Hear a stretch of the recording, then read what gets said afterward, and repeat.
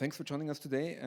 As the director of the NEOS Lab, I wish you a very warm welcome from my side. Thanks for joining us here in the Palais Berg and virtually from everywhere, watching this publication launch event. When our scientific director, Dieter Feierabend, pitched for the first time a paper on cybersecurity, little did we know how pressing the issue would become. We are meeting here today on a day when there was an announcement about a cyber attack, or at least some form of malevolent behavior on the website of the European Parliament.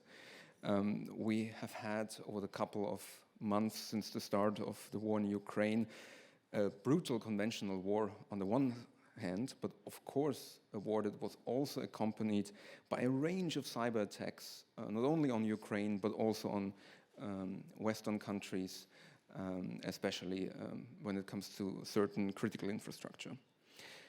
A state government in Austria has also been under attack and have been hit by a massive cyber attack, laying bare the significance of cyber as a layer of security also in the public sphere. I want to thank Dieter Feierabend, therefore, for his persistence to carry out the project and for the detailed and deep work he carried out together with his co-author, Theresa Reiter. Thanks for the very enjoyable and important and readable contribution. And I also want to thank the European Liberal Forum for making the project happen. Parallel to our project here in Vienna, you developed a Technopolitics series this year that also featured a number of papers and conferences and workshops in Brussels and around Europe, as well as a very recent conference in Brussels only last week. Thus, we still share our interest and our commitments that we need to informed policy debates, especially in this area. So I'm very much looking forward not only to talk about problems, but also about the possible solutions for those problems. I wish us all a very insightful evening, and thanks again for your participation. And want, as a first step, to welcome Francesco Cappelletti, Policy and Research Unit Officer at the European Liberal Forum, not only for joining us today, but I will hand the floor over to you for some welcome remarks from ELF. Have a great evening. Thank you, Lukas. Thank you, everyone, for having me today. I'm honored, and Dieter, the other speaker, and the publication. Vienna is amazing, despite a bit cold these days. And thank you for pointing out some essential points that I hope we will go through during a discussion and also with the audience, because security is important, and nowadays cybersecurity is as important as traditional way of security. But as you pointed rightfully now, we are living in constant crisis. There have been a financial crisis in 2008, then the international terrorism, then a pandemic that was unforeseeable, then the war in the European continent accompanied by the inflation and energy crisis. And I think that it's important that during these years, despite the very many crises, some important processes that are going to define our future are still happening. Most and foremost, the most important one is digitalization of our continent and our societies. And we're now joking about the metaverse and joking about let's meet online, but with an avatar, no? But in the future it might be reality at every level of our society. And that's why we went through this massive, let's say, work in terms of research at the European Liberal Forum, part of which is also contributed by our member organization, trying to assess how is it the state of art of digitalization in Europe. And that's why we produced some volume on 5G and 6G, on strategic digital autonomy, on cybersecurity as an overarching argument, and how to use these technologies in the future parliamentarian elections on democratic procedures. I don't want to take any more of your time, because I think that Dieter is ready for his speech, and I want to thank everyone. For those of you who might not know who the European Liberal Forum is, what the Liberal Forum is, we are the official think tank and political foundation of the European liberals. affiliated with the ALDE party and the Renew Europe group in the parliament. Thank you so much for your time, and now I would like to invite you, Dieter, for your keynote speech. Thank you. Thank you for the introductory remarks. My name is Dieter Fand, and as already mentioned, I'm the scientific director of NIS Lab and one of the authors of the publication, It's Not a Data Breach, It's a Surprise Backups. In the next roughly 15 minutes, I will talk to you about why you should care about cybersecurity, some facts and figures about cybersecurity, cybercrime, and ways to strengthen cybersecurity in Europe, especially when it comes to strategic autonomy and resilience, defense and security, skills and skilled workers, and cybersecurity solutions for small and medium-sized enterprises. So, why care? Why should you care about cybersecurity? Here you see a nice illustration which has so much to say. When you take all the costs of cyber crime together, if cybercrime would be a state, it would have the third highest GDP in the world, behind the US and China, even before Japan. And here on the bottom left, you see cybercrime is now more profitable than global drug trade. So cybercrime is really a big risk and threat to our societies. Here you see a screenshot from the Corinthian government portal in Austria, which was hacked just a couple of months ago. Data were stolen, and the state of Carinthia should pay $8 million, I think, dollars to get their data back. They refused, and now in the Russian darknet you can buy Austrian passports. So sensitive data, your sensitive data, might be stolen. And the third one is disinformation and geopolitics. This is, as I will talk in a minute, also part of cybersecurity/cybercrime. And here you see a graph about Russian paid actors talking in the Polish Twitter sphere about norms and narratives about the war. And you can see, okay, well, there is one narrative that Poland will lose a lot of money because, you know, Russia, it's a big trading partner, and why would you support the Ukrainians? Poland have so much thing to lose. And then a second narrative in blue, you know who is benefiting from this war? As always, it's the American ones. So why would you support them? You lose everything, the Americans win something. This information is a huge part when we talk about cybersecurity, and you cannot decouple cybersecurity from geopolitical events. This is why you should care about cybersecurity. So some remarks about cybercrime and cybersecurity in general. Here you see the definition of the European Cybersecurity Act. What is cybersecurity? It states all activities necessary to protect network and information systems, the users of such systems, and other persons affected by cyber threat. And this is a very, very smart definition. It's a smart definition because it shows this is not just an IT topic. This is not a topic for some people who code something or write an algorithm. This is a topic for the whole society, and everyone should care about it. And just some key threats which are relevant for this debate, but in cybersecurity in general. First, let's start with ransomware. There, your data will be encrypted by some third party, so you cannot access the data. And quite often, they will request payment so you can get access to your data again. This is ransomware. The second one is malware, where this is in general software designed to get access to unauthorized access to different systems. And the third one, disinformation, misinformation, which is quite often used to reduce trust in persons, in institutions, in systems, and this is a threat to cybersecurity solutions, or has been labeled as a cybersecurity threat a couple of years ago. And you will just see in a minute why. Here you have some facts about cybercrime. The cost of attacks have doubled within 6 years, from 3 billion to 6 billion euros.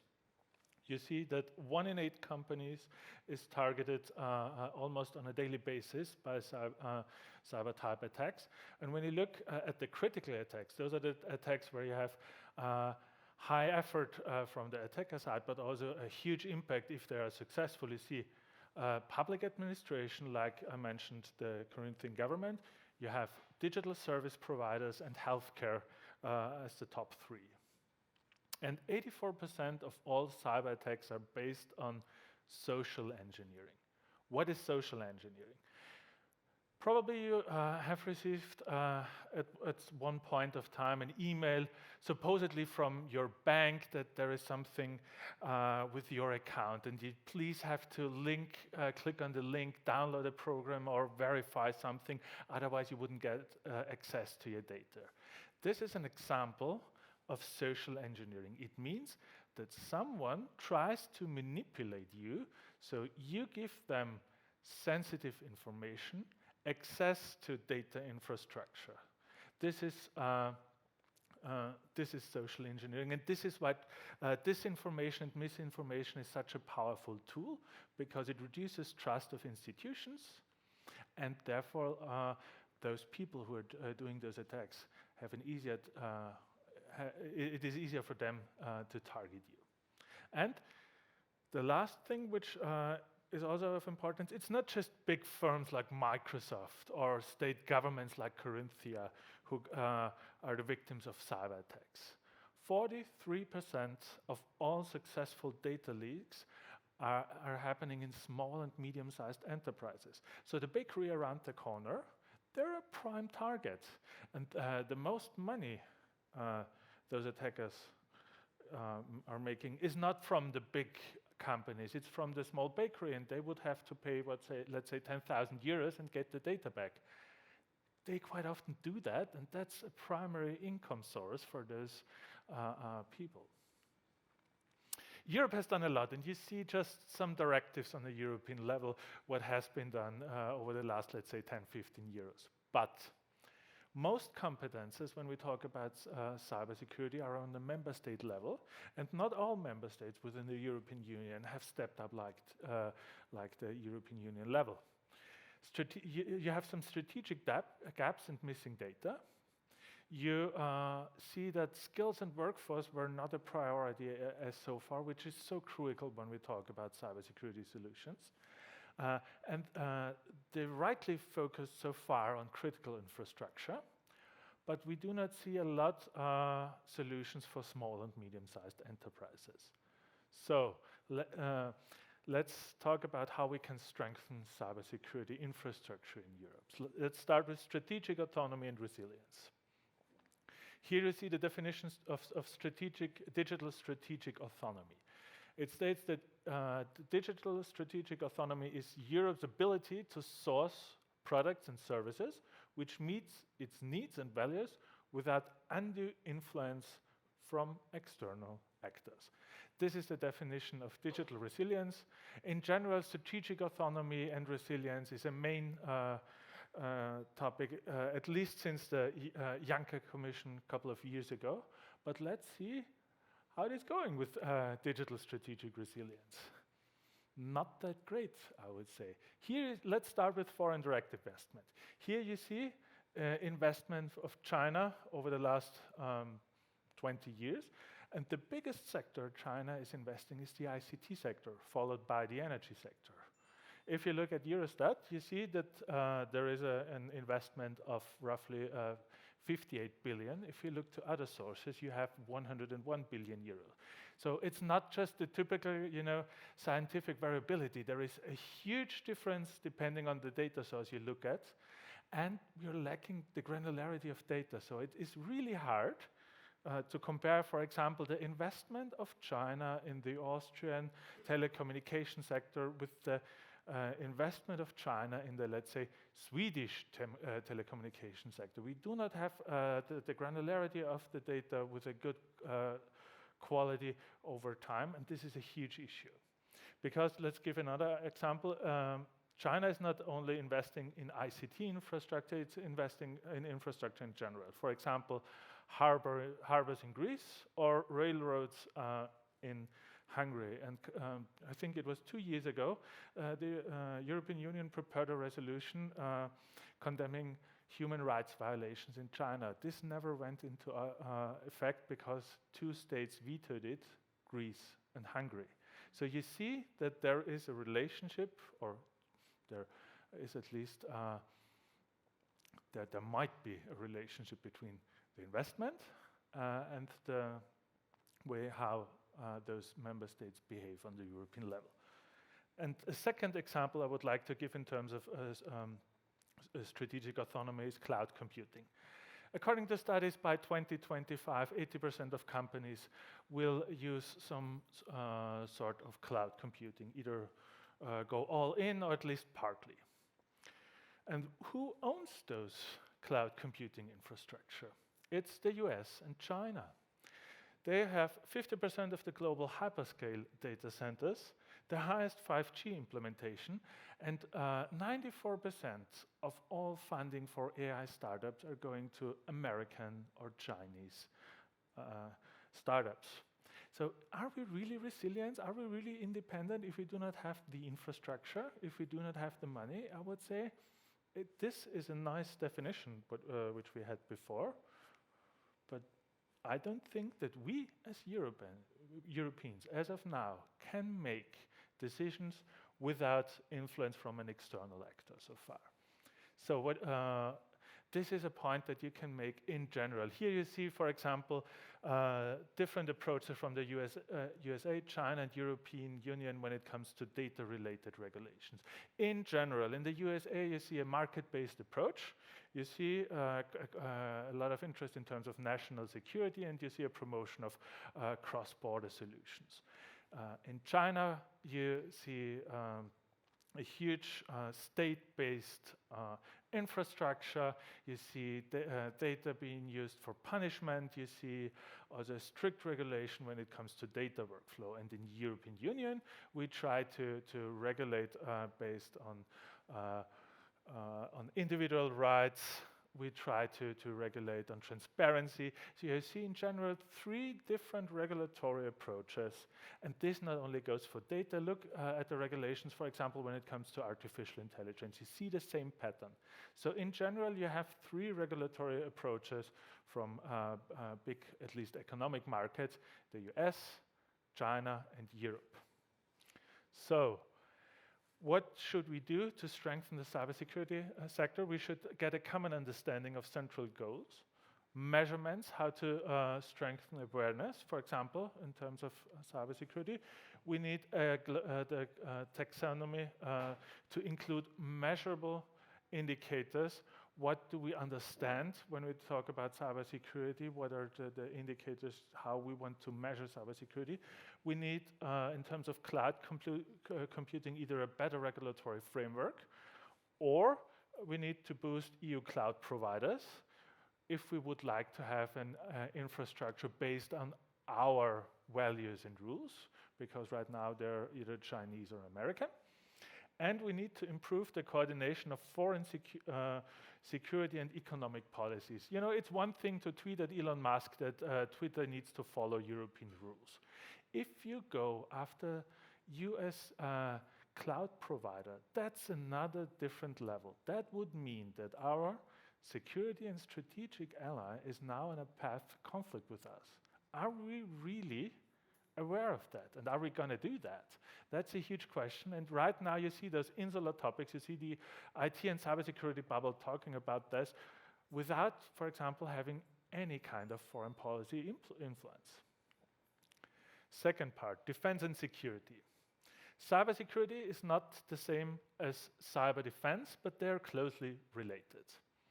And what you also see is that cyber attacks often include, as I mentioned a couple of times in this presentation, disinformation, misinformation, and they're tackling also elections in democratic societies. And here you see an analysis how often those attacks have happened on elections and referendums. And you see that it has increased over time, and the majority of those attacks are in the, let's say, Western world, so European Union, USA, Canada. As of today, for example, the European Parliament was also hacked, but you see a lot of influence in terms of elections. And you have some challenges when we talk about security and defense, because armed conflicts, I mean, of course they have brutal civilian casualties, but in general you see military A fighting military B. When you look at cyber warfare, they're targeting civil infrastructure, your government, this hospital, this energy provider. So there is a very different thinking when you think about cyber risks from a defense perspective compared to, let's say, regular warfare.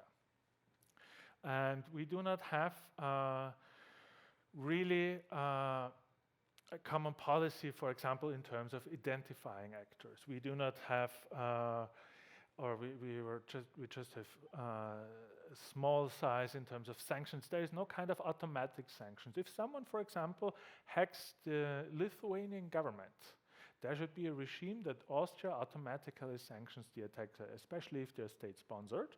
And you see a lot of state-sponsored attacks when we talk about cybersecurity. We talk about Russia, we talk about China, but they're by any means not the only countries sponsoring cyber attacks. And then there is a last very important thing. The conventional arms export control is not possible for cybersecurity weapons. I mean, it's very difficult to steal a tank and transport it all over Europe, except you're in Russia, which it seems to be quite easy to lose some tanks. But in general, it's not easy to steal a tank and bring it over to, let's say, whatever, France. When we talk about cybersecurity, those things are based on code. They are online. They're easy to steal, quite easy to use, and to transfer it to whoever does cyber attacks anywhere around the world. So what should we do? We should do a common approach, especially for exploits in 0 days. We should look at rules whether governments can buy such exploits, because they're really dangerous. Right now, it's a gray zone. Some governments do it but don't talk about it. Some are doing nothing, so we should have a common policy. We should offer financial incentives to find those exploits. We should have rules when offensive operations will be carried out. And let's be honest, I mean, yes, in Europe we are always talking about defense and about peace, but offensive actions will happen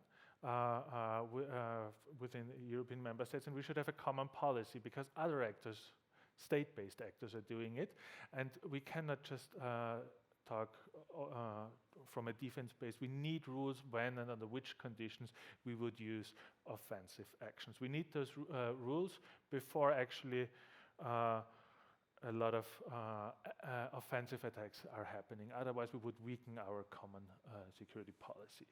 And we should, in general, foster international frameworks, because right now there is a, let's say, huge gray zone if something is a cyber attack or if something is legal, especially for businesses. Is this just regular espionage? Is this already a cyber attack? So we have a gray zone, and we have very different understanding when you look at global state actors, whether international law applies also in the cyber sector. Skills and skilled workers. Here on the right you see a graph about the workforce in Europe. Here you see the total number of people in the workforce decreased roughly 5% within the last 10 years. And here you see the ICT sector. And it went through the roof. But 55% of companies as of now are having issues getting people for the ICT sector in general, but also for the cybersecurity sector. So estimates according to studies say that we are lacking, as of now, 500,000 people who should be employed in this European cybersecurity sector. And those problems, there are a lot of reasons. Partly it is because we have a massive gender gap. There are, for example, in Austria, 8 in 10 people who are working in the ICT sector are men. So we lose a lot of talent by not diversifying our IT sector. We have a missing framework for in the educational sector. As of September, you can have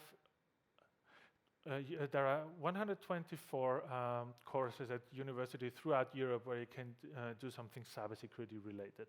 But there are no minimum standards with regards to those programs. There are no key definitions that are used in all those programs. So we are really lacking in terms of education.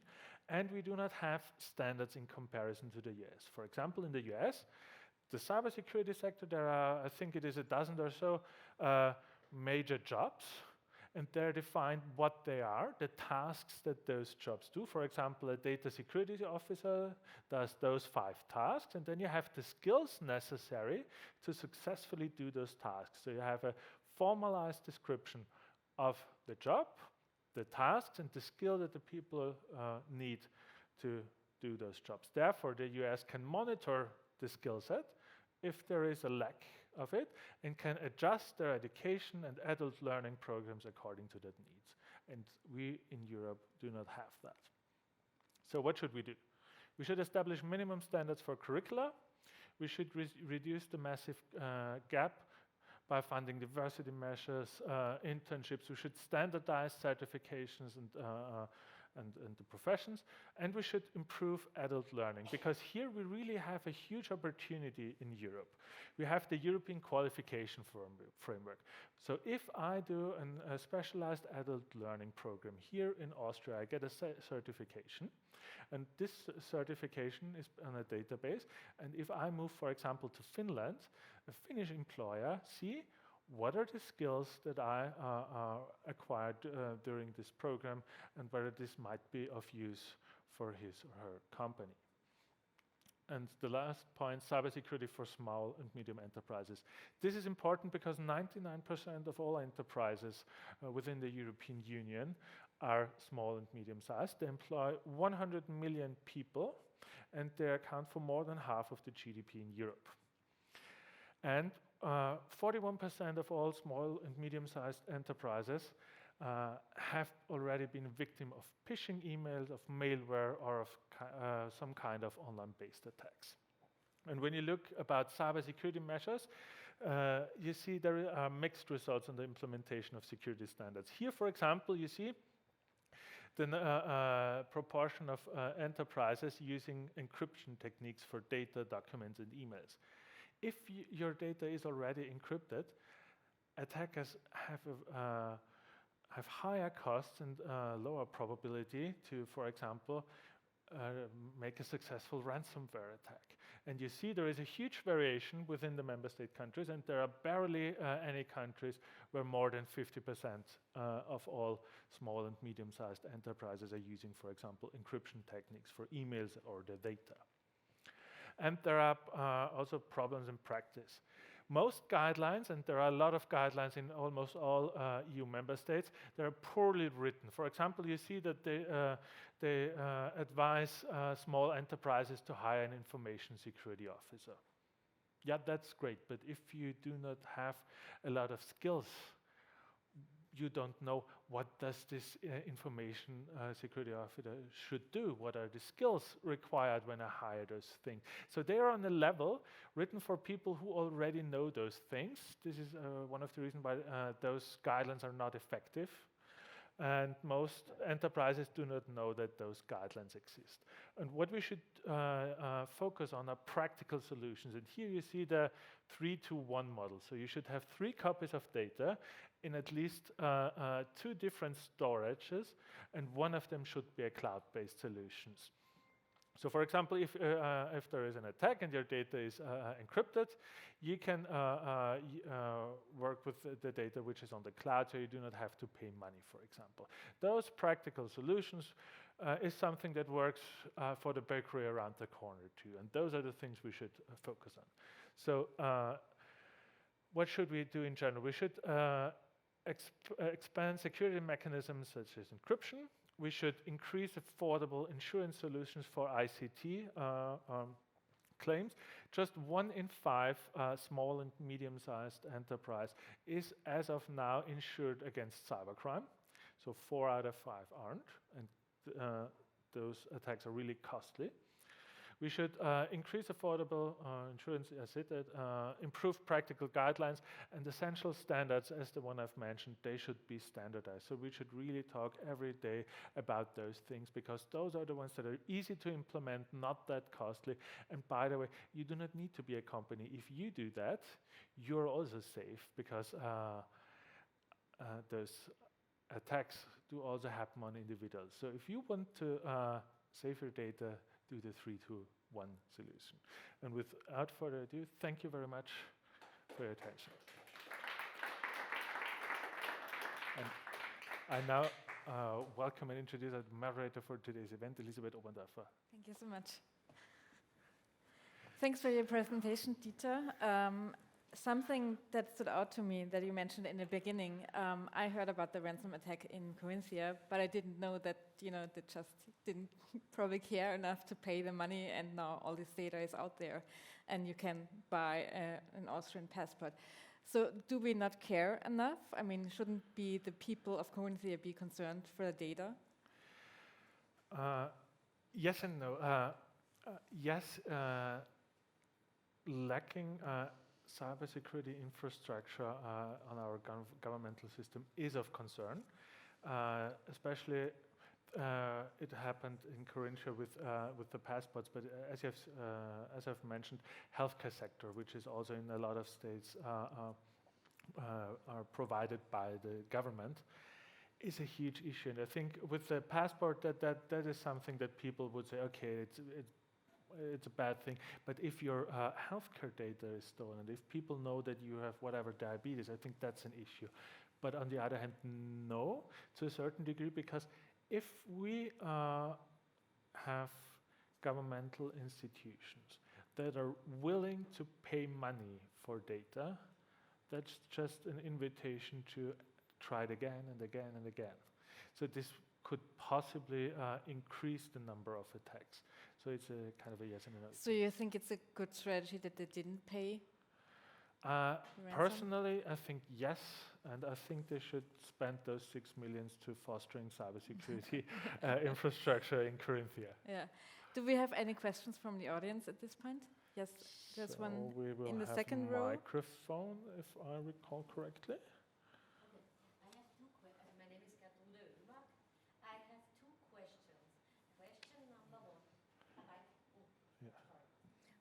Okay, yeah.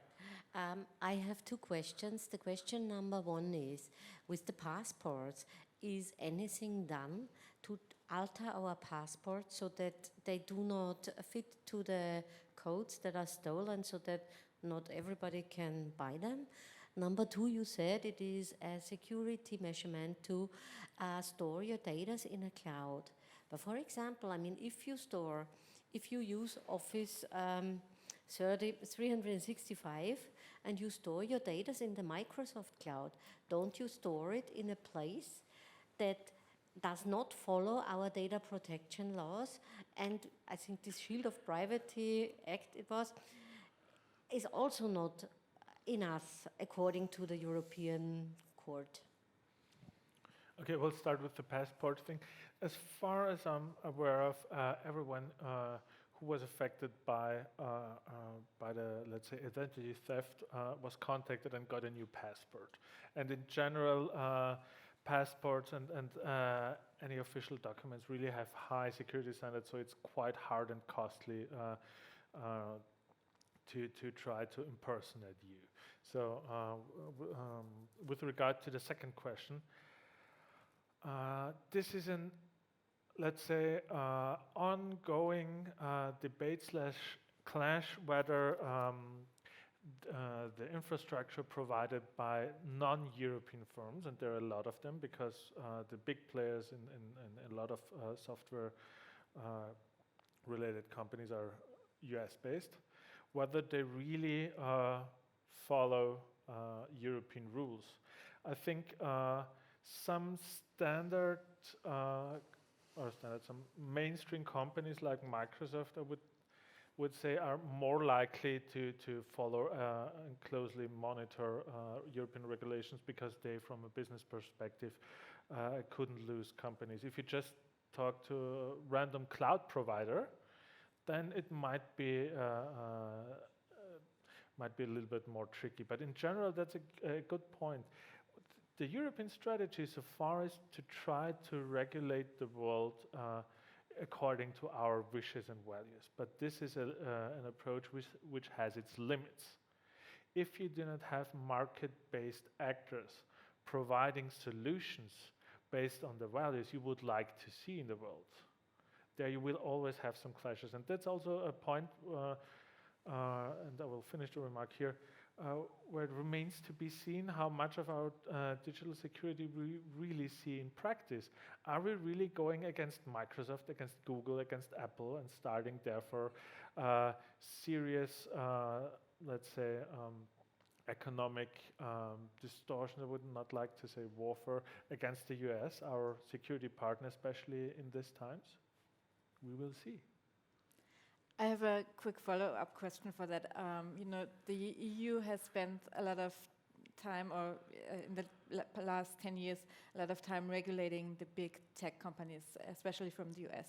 And as you mentioned, we should use and promote European cloud services more.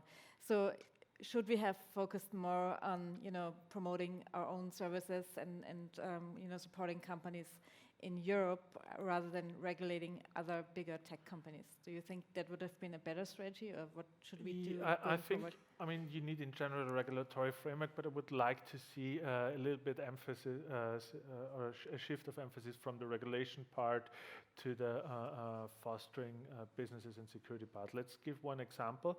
There is let's say, developing standard called Gaia-X, which they try to build based on the regulations we have in Europe, a transparent space where you own the data and others just get access, but the data stay in one physical place, and you give access to companies and under which conditions they could use it. So it's not like a transfer of data, it's a kind of an access-based mechanism. And right now, it's really nice, and I think it's over 2,000 companies are working on that standard. But the question is, what are we doing with it? One solution would be to give this standard and the technique to European cloud providers to make them really competitive, because they aren't right now. If we would like to see those infrastructure, we should keep an emphasis on making companies be productive. There was a question in the first row. Yes, my name is Jeff Manners. I'm a retired insurance executive, so your comment on the insurance sector definitely caught my attention. I have two questions. I'll save the insurance one for part two. First part, one term I didn't hear mentioned in all this is cryptocurrencies. And my assumption is that when there's a financial or economic motive for malware or this ransomware and these cyber crimes, the remuneration does go via cryptocurrency. Is there could that be the Achilles heel of this? And is there some way to control cryptocurrency? And two, I don't have the answer to this other aspect of it. If somebody does pay ransomware, how is that recognized by the state fiscal authorities? Is that a tax-deductible expense? Or they say, tough luck, but we don't recognize it? And maybe I'll let you answer that first, and if I'm allowed, then I'll ask my insurance question. Okay, well, to keep it, yes, you see a lot of criminal actors using cryptocurrencies because it's harder to track money based on technology. and the lack of regulations. But according to the second thing you said, in terms of what, in terms of the tax code and the ransomware, there are actually surprisingly, let's say, at least a dozen, let's call them companies, which provide, let's say, security advice. And they're kind of a broker between those activists and hackers and the firms who are who have in cybersecurity. So they say, well, you pay the money to us, we will give it to those state-based actors, and therefore you get an invoice for, let's say, some counseling on security issues, and then you can deduct the taxes. So this is also, not everything is paid with cryptoware, and you have really an ecosystem where there are, let's say, at the very least, shady firms offering services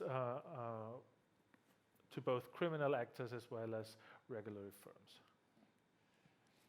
Thank you. You'd mentioned affordable insurance solutions as one of the remedies to this, and I don't know, when you said affordable, it made me think, are you implying that the current insurance solutions are not affordable? I know there's a very low uptake. You mentioned that as well. I know cybersecurity coverages have been on the market for years already, and the last time I attended a risk management conference a couple of years ago, the take-up across Western Europe was 14%.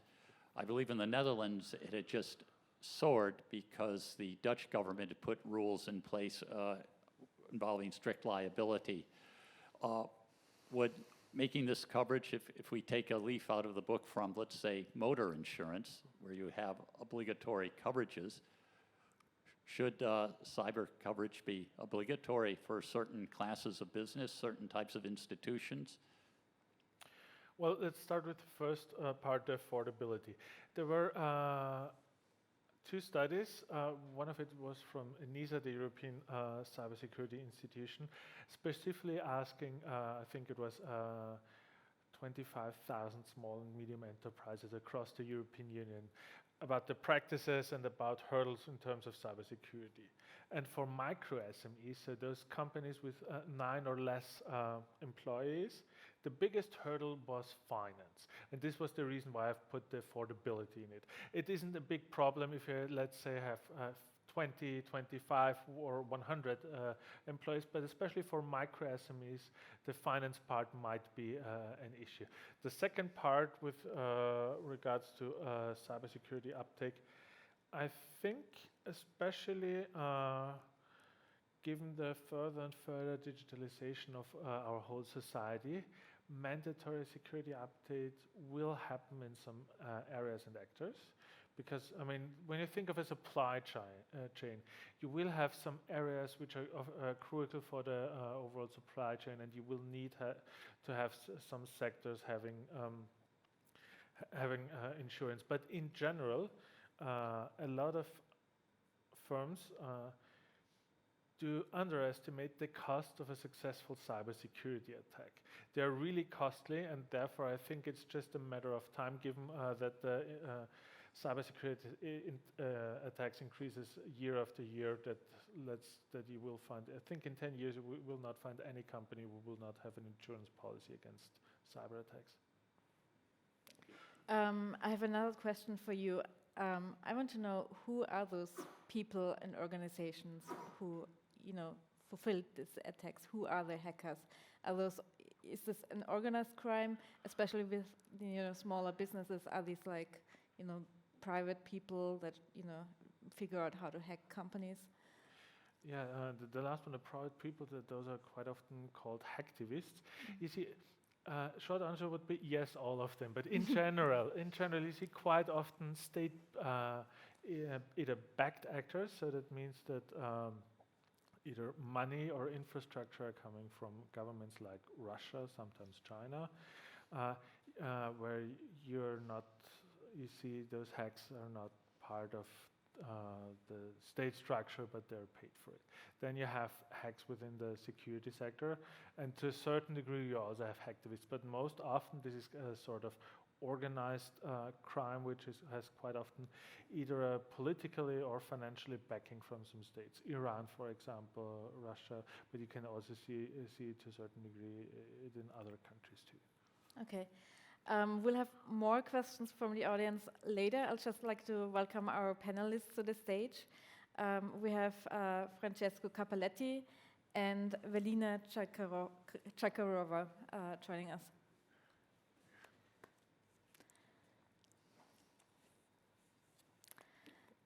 Velina is the director at the Austrian Institute for European and Security Policy, and her work includes research and consulting on the global system transformation and geostrategy of global actors, particularly the EU's role in Eastern Europe.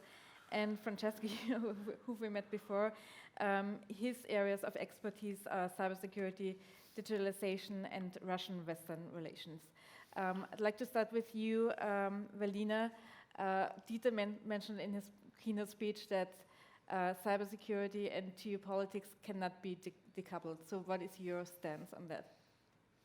Yes, I will be pleased to cover the geopolitical side of this equation, and I argue that, of course, now with Russia's war against Ukraine, but also with the systemic competition between the United States and China, this nexus between geopolitics and cyber has become apparent.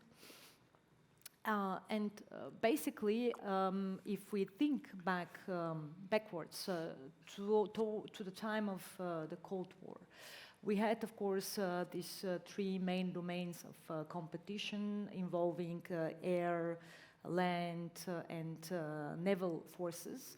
And it was this invisible fourth domain, and of course the fifth one being the space, the invisible one being obviously the disinformation, the hybrid warfare. Now hybrid warfare has become a very, very trendy buzzword.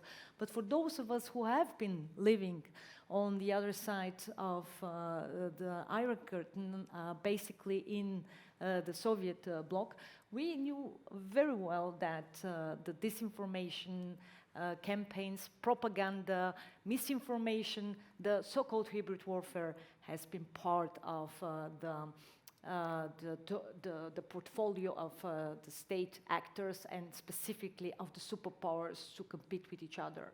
Now, 30 years fast forward, 30 years of peace on the old continent, hybrid warfare and specifically cyber are back with, of course, the clear specifics that on the one hand, we are in the middle of a fourth industrial revolution, a revolution of cyber physical systems, which already gives you an idea that anything that has to do with the fourth industrial revolution and the cyber systems will be also part of the future hybrid warfare.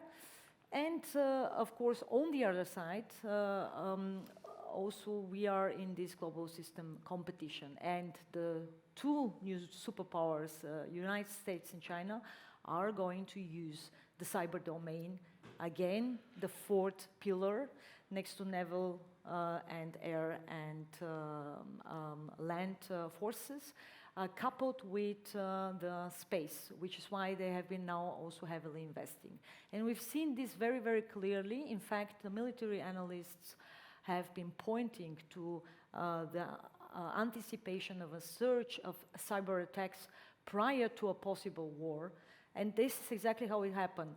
Now, maybe the good news is that it did not happen in the scope that it was anticipated. So they were actually expecting a full blow, basically, on the systems of Ukraine in preparation of the physical attack, of the full-scale. Even the full-scale war was actually not predicted in this scope and scale.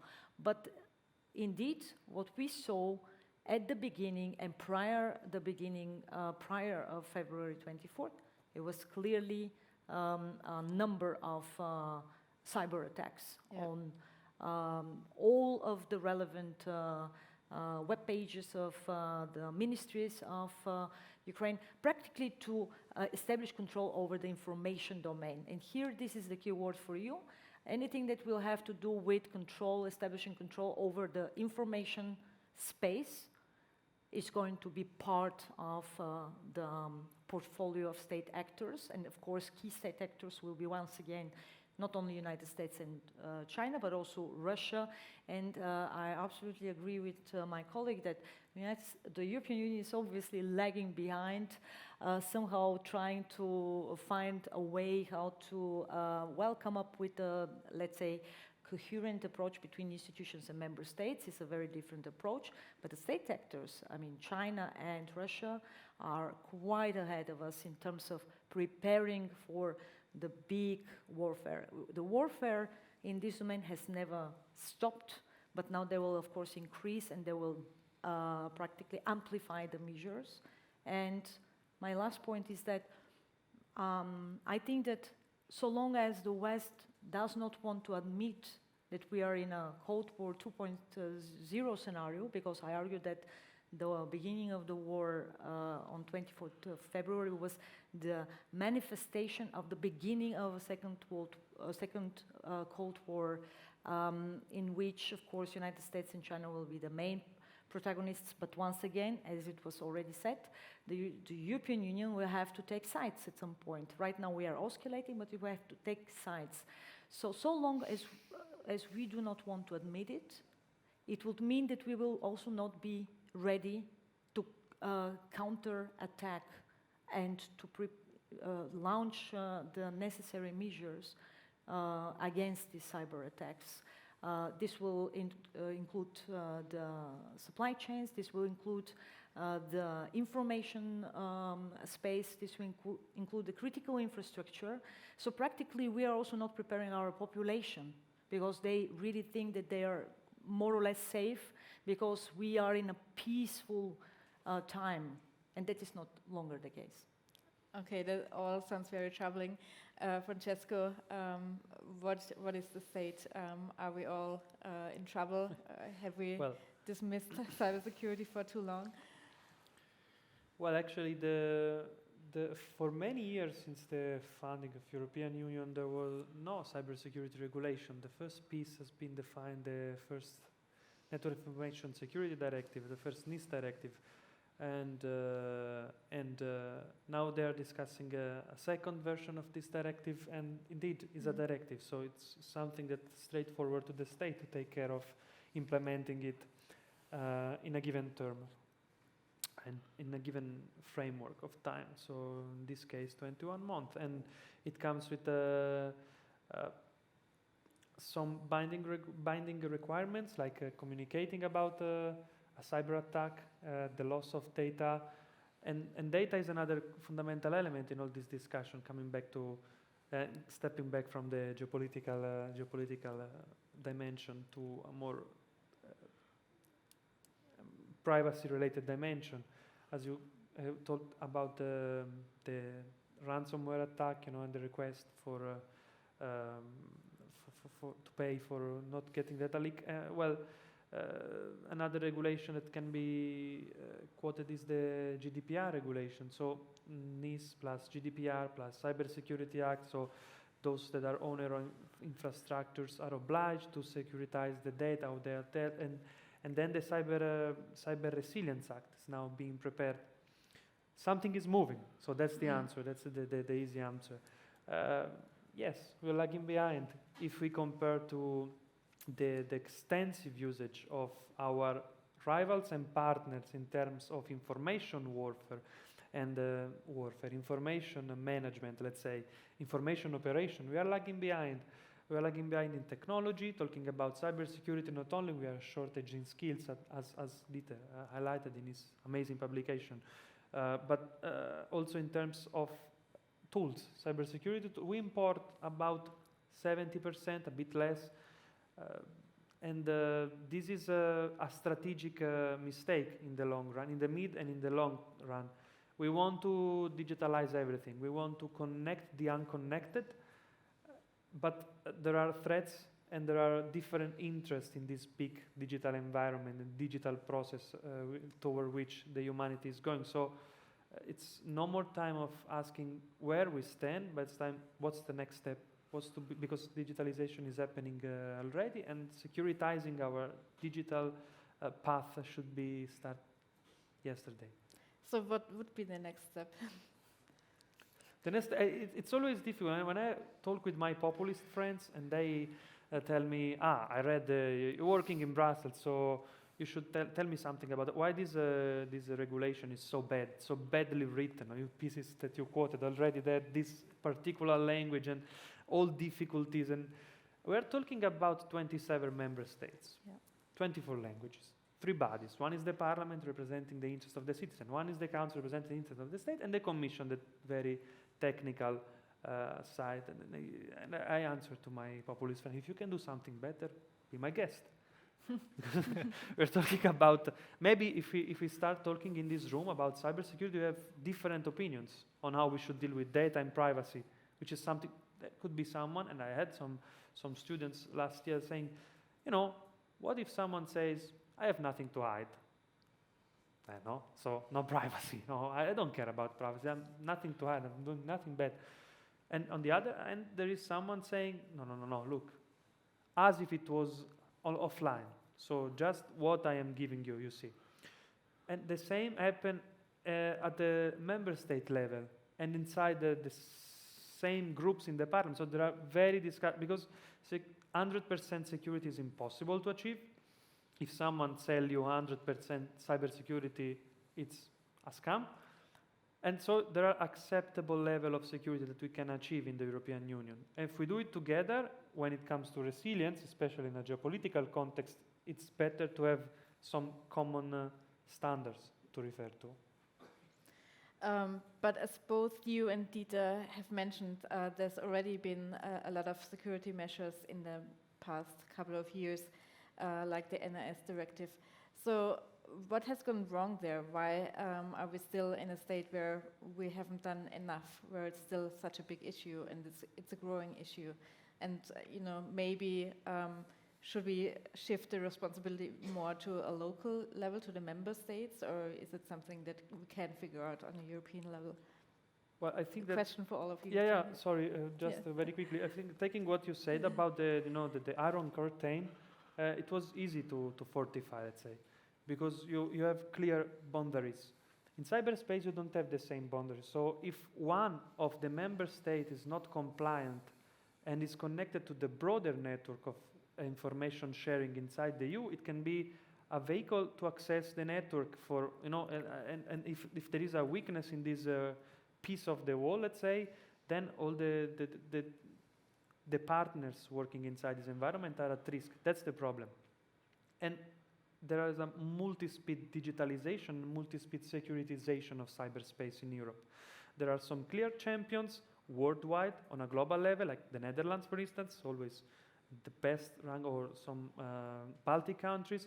They are the best in terms of cybersecurity, but there are countries lagging behind because of investment, because we can find different sources for this. But I think that what can be done is to focus on a very pragmatic approach. And since the EU prefer a right-based approach rather than a market-based approach, which is the US approach to this issue, now we should also be pragmatic and carefully dealing and balance how much freedom we have, and inside this it's very difficult, but inside this space saying, okay, but we have to have some security, so we have to really understand what is important. It's a mindset shift maybe, but it will also attract investments probably, and the market will maybe play an important role, because cybersecurity industry should be developed. As the threats are happening in an industrial scale, we need an industrial response. I can wrap it up very easily, specifically for the audience to understand the big difference, and that is that take a look at the American approach. It's a wild, wild west. Take a look at the European one. There is always about this rules-based order and our anticipation and expectation that everyone else would stick to the same rules because these rules are more or less universally good, right? So we always more or less expect for the rest of the world to stick to this understanding. But then there is the state approach, and that is what China and Russia are doing. Namely, that they can control completely the information space, that they look at this as a cyber sovereignty. That means that the state decides over who has what kind of access to what. And the same goes for information, which is why they call it information security. So for them, information is part of the security. So cybersecurity is not just cybersecurity as an individual domain, but it's part of their national security. And so long as this is not perceived as such within the member states, we cannot expect from the institutions to play this role. So we cannot delegate to the European institution, such as the Commission, for instance, or any others. They can support the process with regulation, yes, but the homework is to be done by the member states. As we've heard from Francesco, some member states have been doing their homework, others are lagging behind, and it is also based, as I said, on the lack of understanding about the complexity of the security environment in which we are, which means that as an effect of it, everyone will be on the losing side, the governments, the population, and the institutions. If we do not act now, we will be faced with a reality created by other actors. And this reality is a reality that we've seen, by the way, already over the last 9 months. So we got already an idea. Think about the attacks on fiber cables. Now, the fiber cables, such as was the case in France. Think about the infrastructure attacks. Think about these information campaigns like the classic Russian narrative of, let's say, the war was started because they wanted to prevent a NATO expansion. Now, this narrative has been disseminated everywhere. And Chinese officials have been using social media channels such as Twitter, which, by the way, are banned in China. So you need a VPN to actually use Twitter. But the Chinese officials are on Twitter, and they have been disseminating practically pictures and narratives that have been established by Russia. Just one of many examples. So practically every user could take a look at the blue tick of Chinese official and read something that is absolutely 100% disinfo. Yeah, I would like to agree that the ball is in the yard of the member states. The European Union has done a lot. I mean, there's things to be done, like, for example, the common market approach, where you can foster especially economic solutions. But let's give you one example where you see the variety on the member state level. In Finland, there is something brilliant called a cyber weather forecast. It is really modeled like a weather forecast, like something people know. And once a month, they will give kind of information about ransomware attacks or whatever. So information that is useful for us on a day-to-day basis in form of this forecast. So this is a way to give information to your audience, to your citizens, raise awareness in general about cyber risks, but particularly on those areas that are right now big attacks. Have you heard anything similar within the German-speaking range? In Germany, you have a press conference by the Ministry of Interior together with some local agencies, and you have they have such a publication of 100 pages or so, and they're talking about something in a bureaucratic language nobody understands. And this, in a nutshell, tells you the variety, and and you cannot enforce those things on an EU level. It is us, member states, and us citizens demanding from our governments to take action. And I think this is very important. And the second thing I would add is, I think we need to strengthen, or One thing where we really have strength in Europe is the education sector in general. We have quite a high level of education across all countries. We have good university systems. I mean, they're not as brilliant as, let's say, the Ivy League colleges, but we have in general a good framework.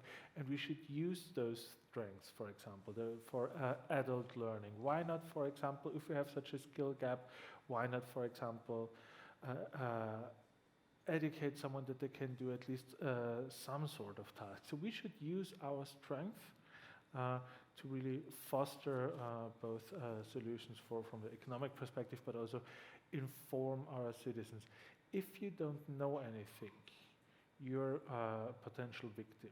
If you just know barely anything, you're afraid, and therefore populists and also people with, let's say, bad intentions have an easy game.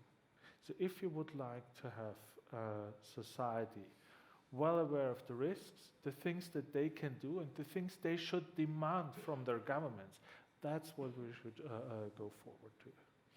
But may I just step in and say, to add something important, because this is a very important narrative. But if the governments do not steer any debate and inform their population, the population would not know that there is a demand for this kind of education, because there are existing security risks covering the cyber domain. So it's a vicious circle where governments very often do not want to initiate such debate, because it will create a situation in which their policy, or better said, the lack of such policy, will be questioned.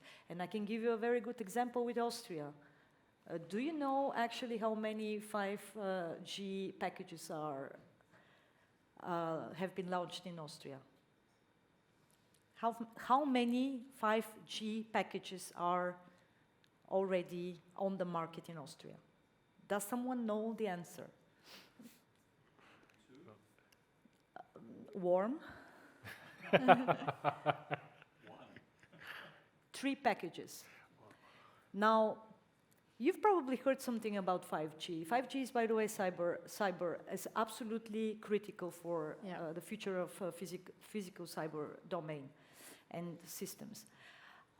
Do you know, out of these 3 5G packages, whether there is at least one with Chinese participation?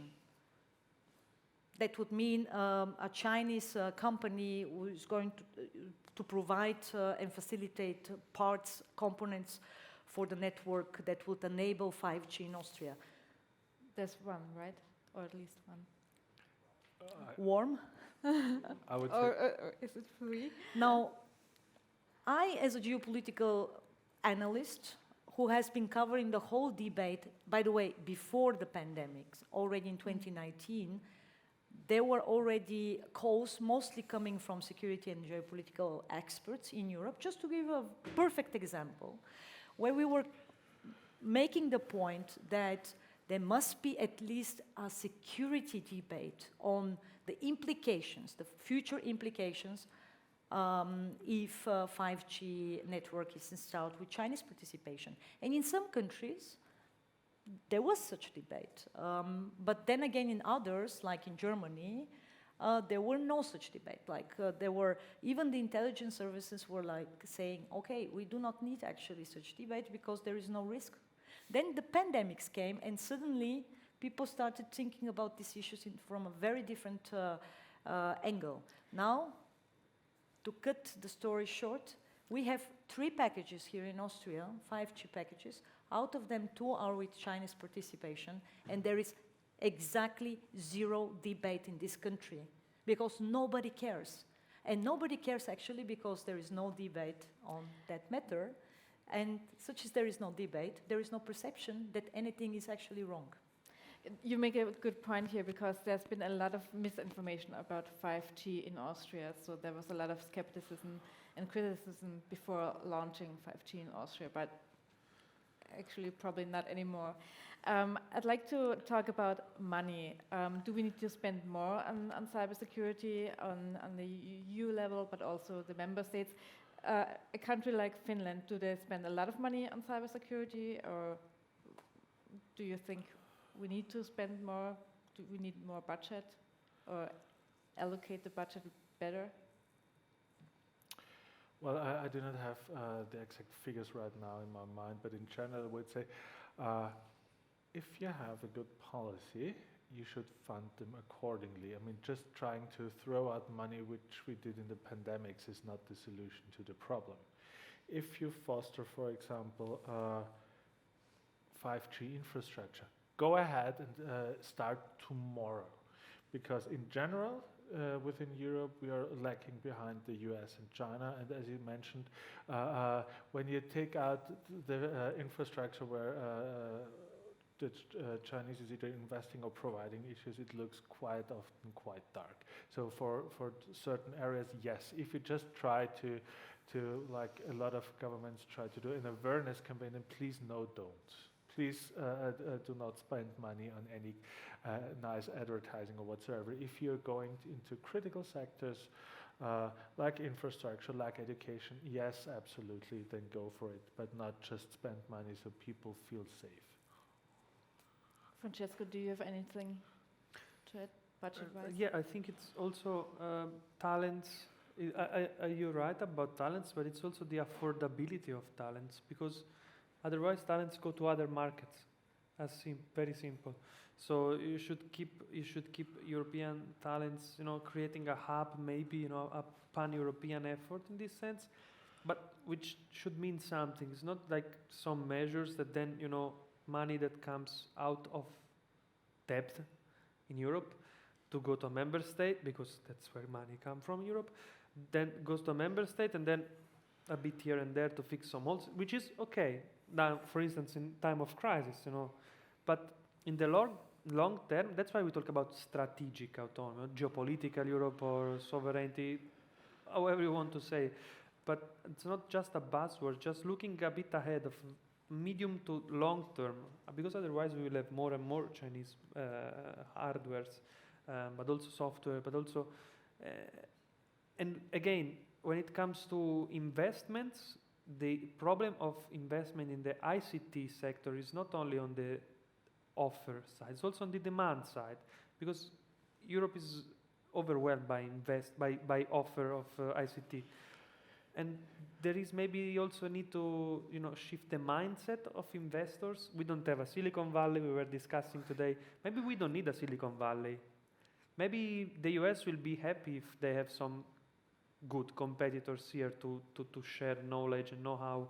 And it's not that we have to foster some few projects to try to recreate the GAFAM, the big companies.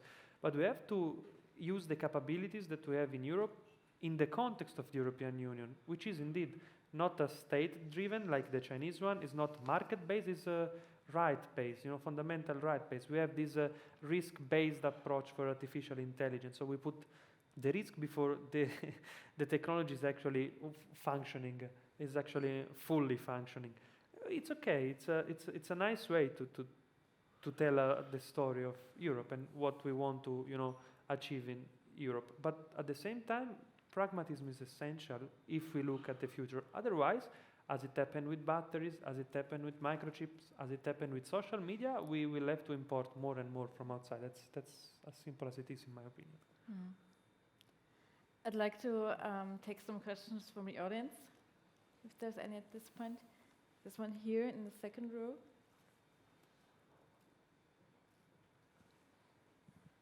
Thank you.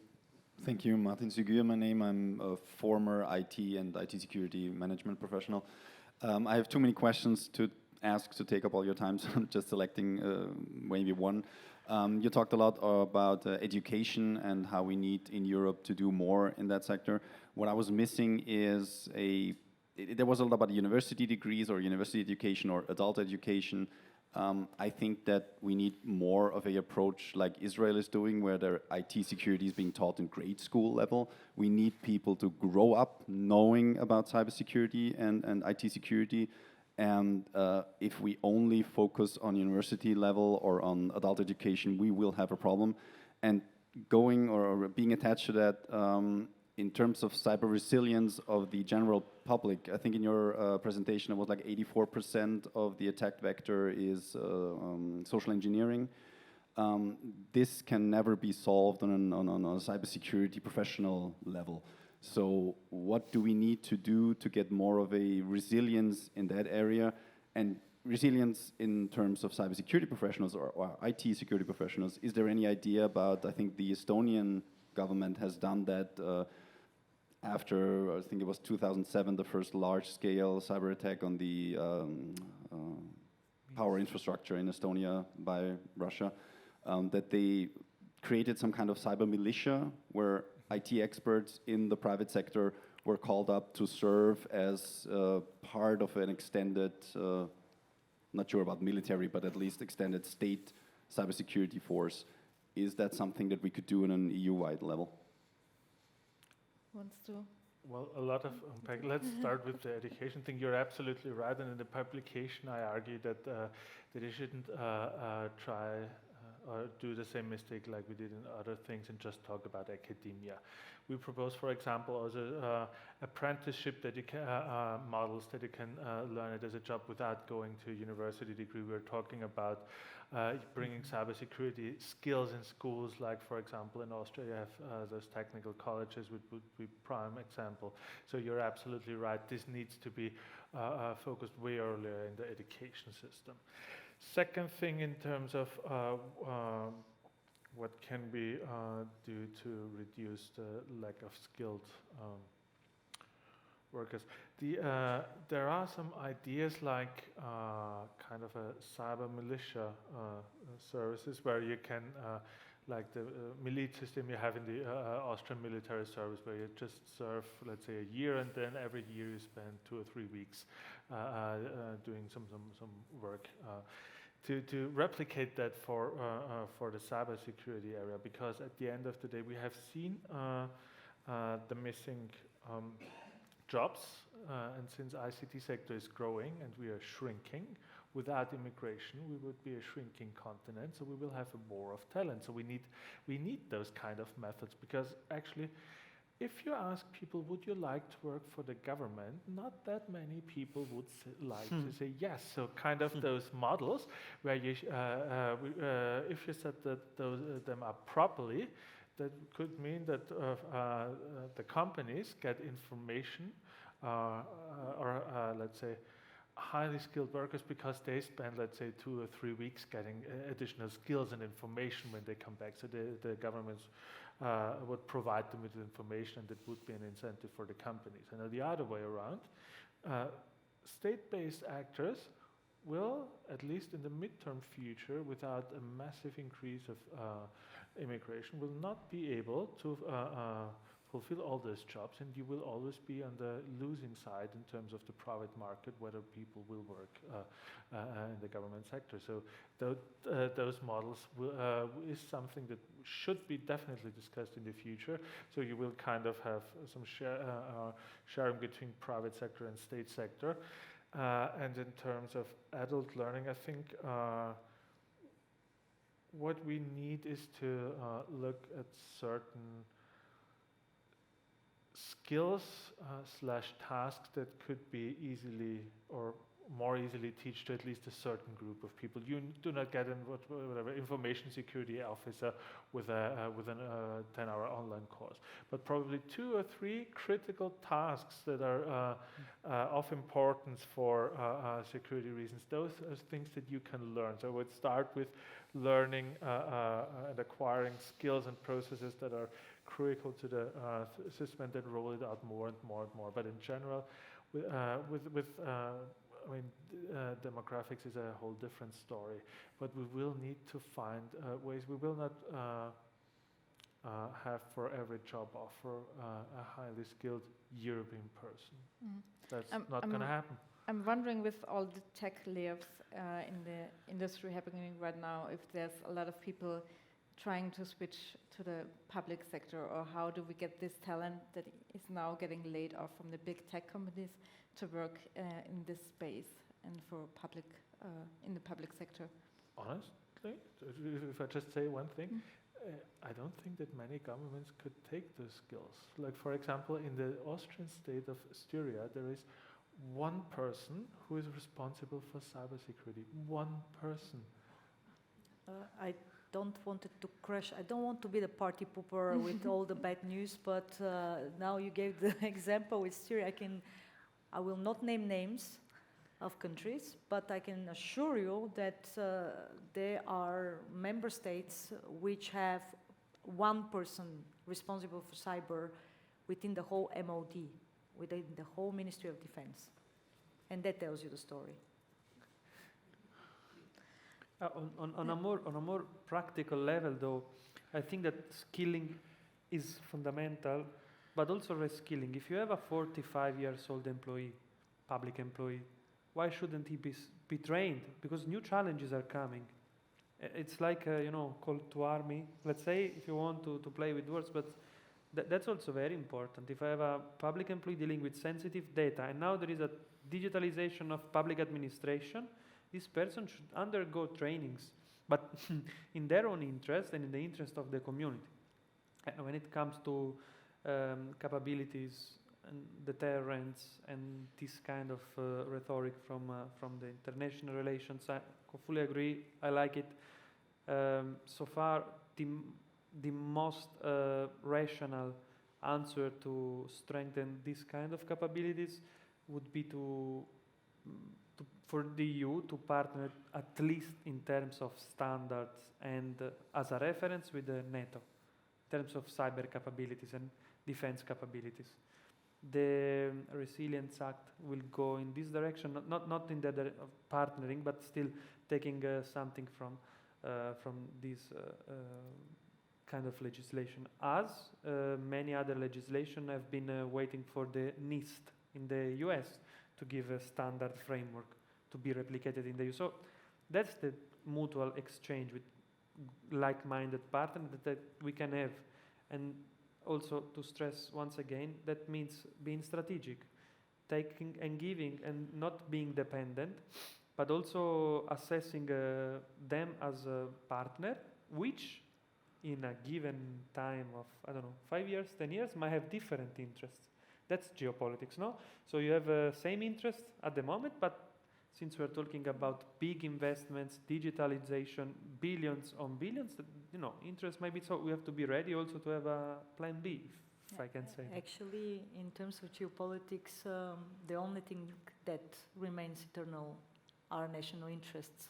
Exactly, but they may differ, everything no? else is, a matter of shifting alliances. Both partners and allies and enemies and competitors can change over time. But I agree with you, it's really going in that direction, that on the one hand we will see more European Union-NATO cooperation that would benefit all member states, also those who are still islands, like our island of the Blast, because we don't need, obviously, we have no security concerns because we don't have any perception of existing security risks. And also the other islands that are not NATO members, but also what we may indeed observe is actually a cooperation between the European Union and the United States. And practically this, for instance, Tech Council that has been established is going to help us also benefit from this exchange with the United States, the technological transfer. And of course, United States will not do it out of altruism, but with the deepening of the competition with China, they will need predictable and trustworthy friends and allies to tackle the challenges. So it will be out of necessity to involve us the one way or another to help them also, compete during these challenging times. Do we have any other questions? There's one here in the front row, and I think another one here. Yes, Mr. Feierabend, in your presentation, you mentioned one of the things we need are measurable cybersecurity indicators. I know in the field of risk management, we say, if you can't measure it, you can't manage it. Could you name some of these indicators that should be measured, and is this at the macro or national level, or this is at the SME level, or both? I'd like to hear some elaboration on that. Asking a statistician a methods question is always tricky. I try to keep it short and simple and understandable for everyone. I give you an example of what's lacking so far. When you talk about cybersecurity awareness, what do you understand in terms of awareness? And you see you have 27 approaches. Some think, okay, we need a general approach. Others say, okay, we need to specify as a target audience educators, and the goal therefore is to give them the information that they could then use it in the education systems. Others say it's general knowledge of perceived threat. So on keywords we have, there is not necessarily a common definition. If there is a common definition, it's a lack of how we measure it. And therefore, for a variety of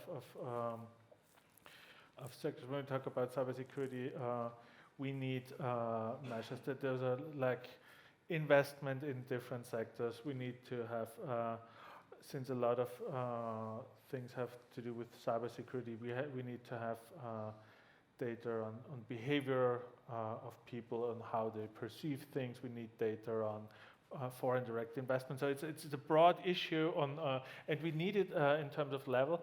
At the very least on the member state level, but the better the granularity, the better it is in general. But you have the broad sector.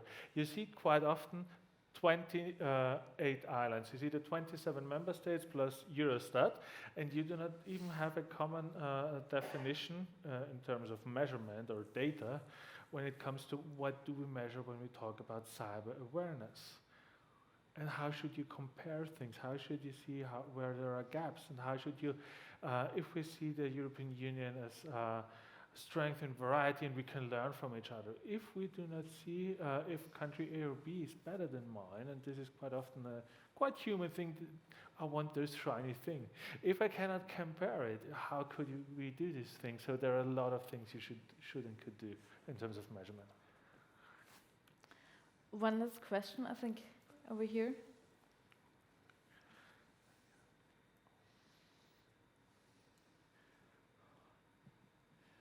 Thank you. Ms. was it Chakarova? Just a follow-up question to what you mentioned about the necessary cooperation between the EU and NATO and the US. How do you disentangle that with the idea of strategic autonomy? Also, you mentioned the growing competition between China and the US, and Europe will at some point have to decide for one or the other. Well, I would argue we already have, and that's not a question. But how can we as a European Union be strategically autonomous if we, again, focus on a cooperation with NATO and the US? And something related, you mentioned, I think that in the US it's kind of a wild, wild west system with regarding regulations. In response to the growing competition with China, I think there's a shift, at least I perceive it as a shift going on. It started with Trump, who said that there cannot be a cooperation with China and Huawei needs to leave the country. You cannot have a 5G network provided by Huawei. And I think Biden is continuing down that path with the CHIPS Act, where they say, okay, you cannot have GPU technology and technology that's needed for artificial intelligence training be exported to China. So isn't there a shift going on in that regard? Mm-hmm. Well, I argue that our strategic autonomy died on 24th of February. There is no strategic autonomy, and the whole concept of strategic autonomy died. Why? Because without the American military support, without this first push to supply Ukraine with the heavy weapon systems at the beginning of the war, and of course, to some extent, Central Eastern European member states began also immediately, and then they were pushing internally also the European Union to start doing it. Ukraine would have lost the war. What kind of European strategic autonomy is this if we are not even able, we were first not able to prevent the war from happening, And once the war began, we were also not able to actually help Ukraine sustain the military attacks. At the beginning, I'm saying. Then, of course, there was a shift, and once European members saw that this really makes a difference, and let me remind you, we were discussing that heavy weapons, this country, by the way, because I've been part of the discussions from day one, when I was saying that the only way for Ukraine to actually sustain the military attacks will be by military aid. So practically, we were discussing, even in this country, that more heavy weapon systems would actually prolong the war and will actually, you know, lead to military escalation outside of Ukraine and so on and so forth.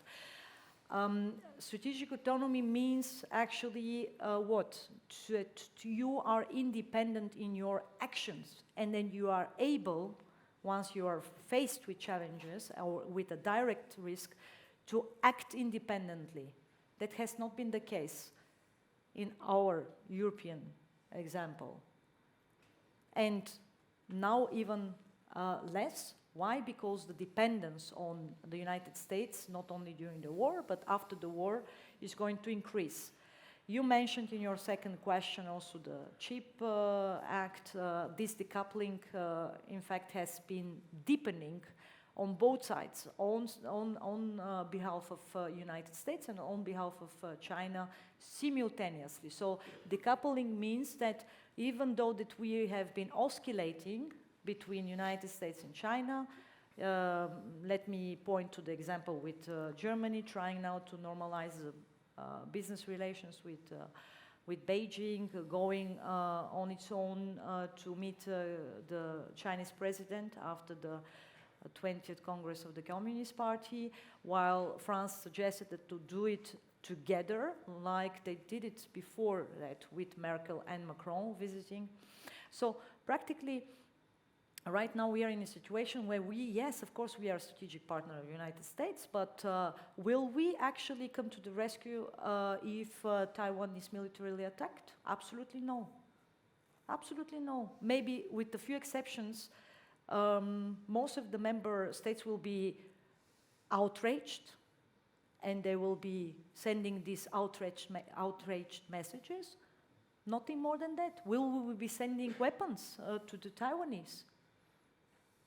I am not really sure about that. And what I'm trying to say is that now the Americans are here on the old continent helping us with this war, but once the war is over, the big competition is shifting eastwards, and it's going to take place actually in the Indo-Pacific, and with one of the main terrains in South China Sea, practically facing the big question about the future of Taiwan. And when this happens, this oscillation is no longer going to be possible. Being a business partner of China, yes, of course, China is being an economic competitor next to being a partner and systemic rival, but then we will be confronted with either or choices. And I argue that most of the member states are not there yet, that the governments do not want to take these decisions. And cyber is going to be also critical, as we saw with the semiconductors, as we saw with the critical infrastructure, with the drifting away from China of certain value chains and certain critical lifelines. They will move towards other like-minded partners, and this kind of bifurcation is going to increase, and we may end up with a bifurcation of the cyber domain, with two alternative internet spaces where countries like China and Russia will say, now we disentangle from the World Wide Web. We have our own information space, and you are out of it. What are we going to do? Then we have to decide, are we with the Americans? Are we on our own? Are we siding with third partners? Here, India is a big question mark, because India is going to be a relevant global player and is going to have a saying in the digital domain. And all of this while the fourth industrial revolution is taking place without a clear victor, but with two main competitors. I'd like to pick up on that for the final question to wrap it up. With all that you mentioned, what is going on in the world, with Europe trying to reduce dependency on China, with Russian sanctions and everything. What, and this is a question for all three of you, what threat, what kind of attack do you think is most likely or most urgent right now? What could happen in the near future that we should be prepared? Is it on a state level? Is it on the EU level? Hackers trying to affect the economy? What's going to happen? I'll start with you, Dieter. It's always hard to predict. To a certain degree, depending on how you define cyber attacks, to a certain degree, all of us are experience. If you take a broad form where you include disinformation and misinformation, we are already on an attack as soon as we open Twitter. So if you have a broad range of attack where you include dis and misinformation, we are. This is not thinking about the future. This is a daily experience we have. If you go into a kind of a narrow thing where you really talk about stealing data from institution A, B, C, D, I think we will see in the future that a lot of state-run organizations will be see an increase of an attack, and those who do not have made the successful preparations will be on the receiving end of data losses, of malfunction. So right now we will see who has done their homework in a nutshell. I wouldn't say that it is sector A, B, C, D. I think it will be spreading over the whole every sector you could think of, and it will be who has done the homework and who doesn't have. Maybe my colleague first. The most pressing maybe issue, yes, is for sure disinformation, because it affects the biggest critical infrastructure we have in Europe, which is a democracy. And we have seen, shift. One thing is shifting from a more socialist to a more conservative government, but one thing is extremization of the discourse in the age of post-truth. It's another layer of complexity. What is the truth? No? Because this is also a result of connectivity. Where is the truth?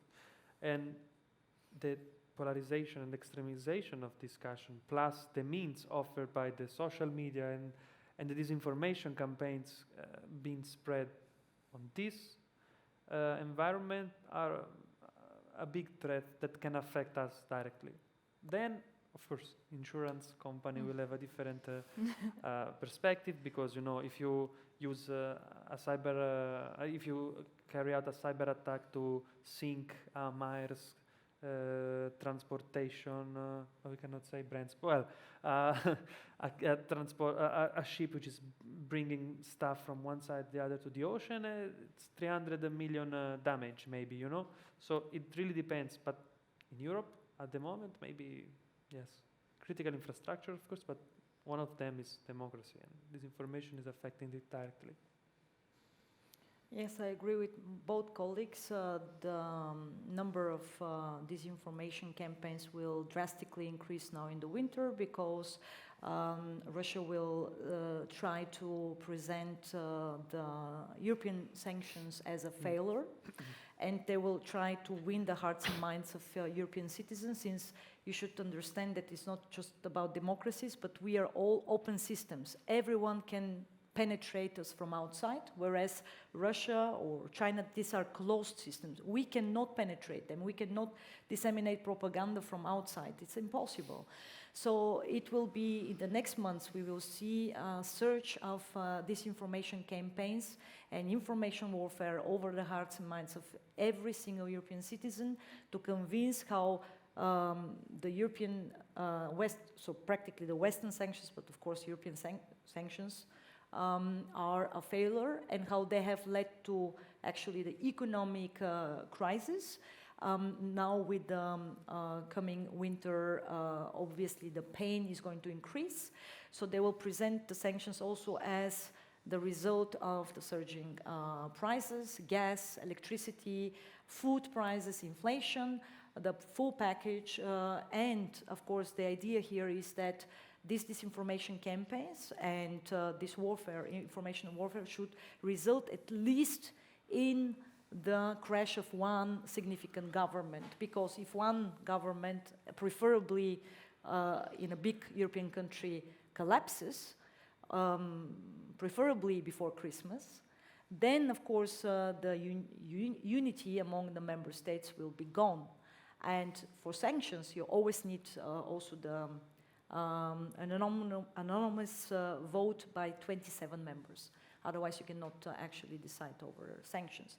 And the second thing that I expect is that we may see also an attack on critical energy critical infrastructure that may result in a blackout or any other panic mood among citizens. Once again, to show that you know, we are now in this situation because of our sanctions, not because the war.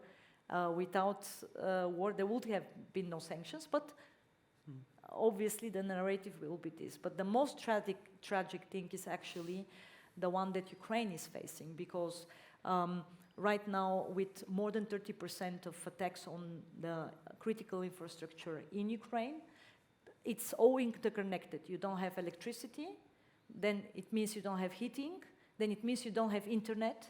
So it's all, you know, connected with each other, and that is really tragic, whereas you have millions and millions of people being affected by that.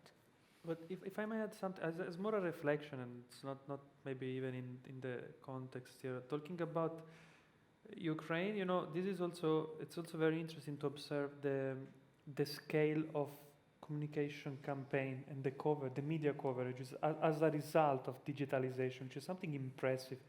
Maybe times are more mature nowadays, but you can actually, it's sad, I mean, to say like, but you can actually follow the war on Twitter, which means that you have 100% coverage. You can discover things if you use in our side. Of course, the downside is that other social media present it completely in a different way.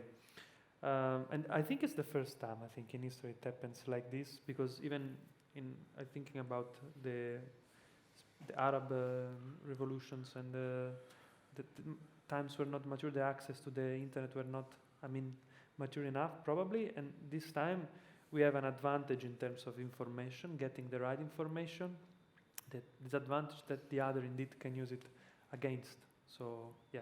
But there is a positive example as well, because this time, and then we are closing, I see already that you want us to come to the end. There is also a positive example this time when I was saying about closed systems. And this time because Twitter, for instance, so social media was absolutely overwhelmed by bots and trolls, which were practically disseminating the very same narratives. But this time there was also this counterexample of the so-called NAFU forces. So practically bots and real people and bots and, you know, countering this very same propaganda and disinformation in real time. And this is new. This is absolutely new because it's a coordinated, it has spread internationally, so you don't have one, it does not come from Ukraine, but it is in support of the Ukraine campaign. So tackling propaganda and disinformation in real time, which is absolutely new. And this is also one of, I argue, symptoms of, like I said, Cold War 2.0 kind of competition. You have all these, you know, terrains where the competition is simultaneously taking place, but because we don't want to admit it to ourselves that we are in such a scenario, we want to pretend that everything is still, you know, the way it was before the war.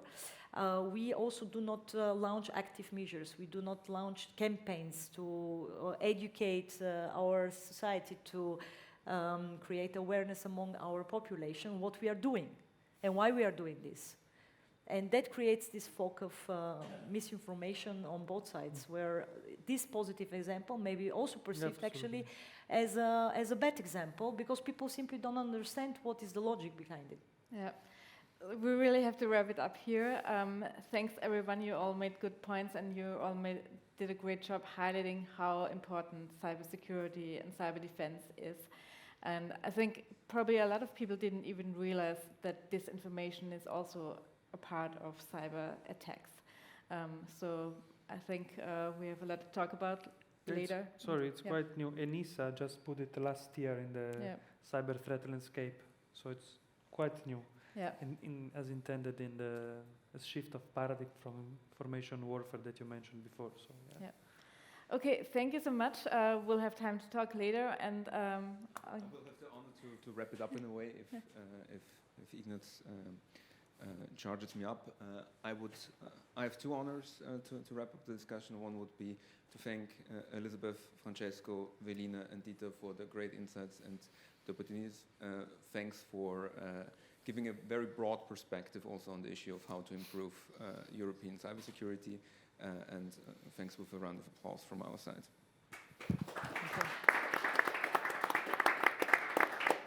And the second thing would clearly be to make a very brief comment again.